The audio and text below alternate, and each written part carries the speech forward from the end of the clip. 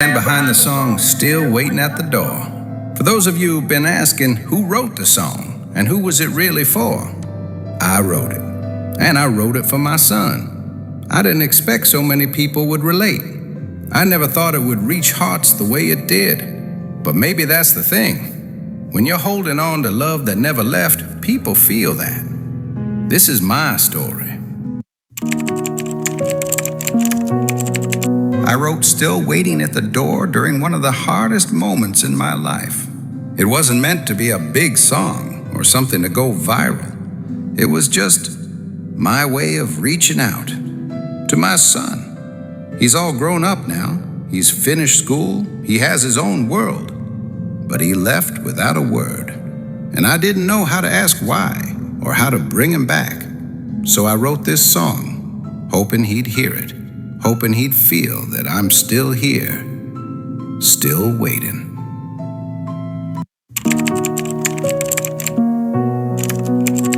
Before everything happened, before the unexpected, there was already a plan. About a month before they left, my wife Linda told me we're going to the city, her hometown, so our son could review and find work there. I said to Linda, no, let's stay. I'll take care of everything here. I don't want to leave this house.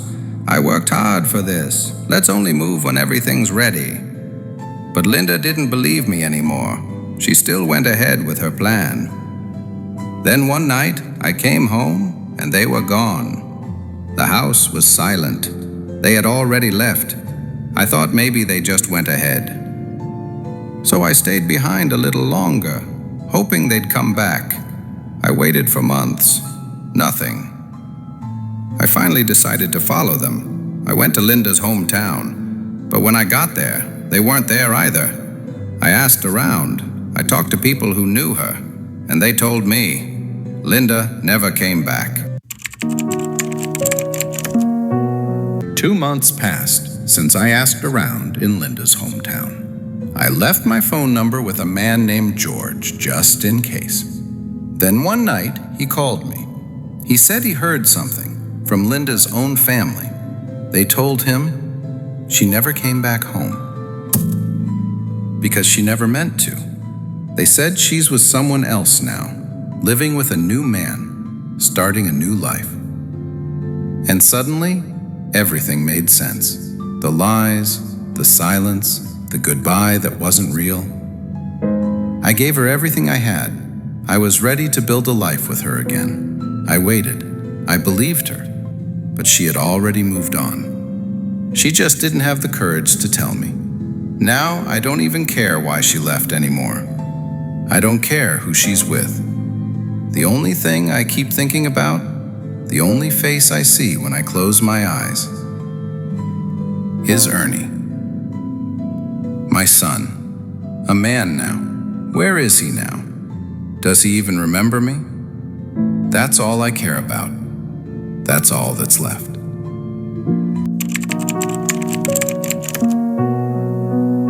Years passed. I got older, quieter, but I never changed my number. I guess a part of me still waited. Then, one evening, George called me again. He said, Ernesto, I thought you should know. Linda passed away. Cancer took her fast. I didn't say anything, not a word. It felt like the world stopped for a moment. Then he added, at the wake, your son, Ernie, he wasn't there. No one mentioned him, not even his name. No photo, no story, nothing. That's when it hit me. I wasn't just mourning Linda. I was drowning in a question. Where is my son? There's still so much more to this story.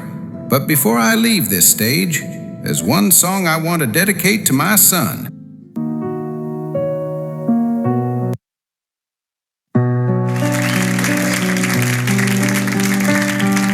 I heard you found another place with her soft eyes and steady grace. No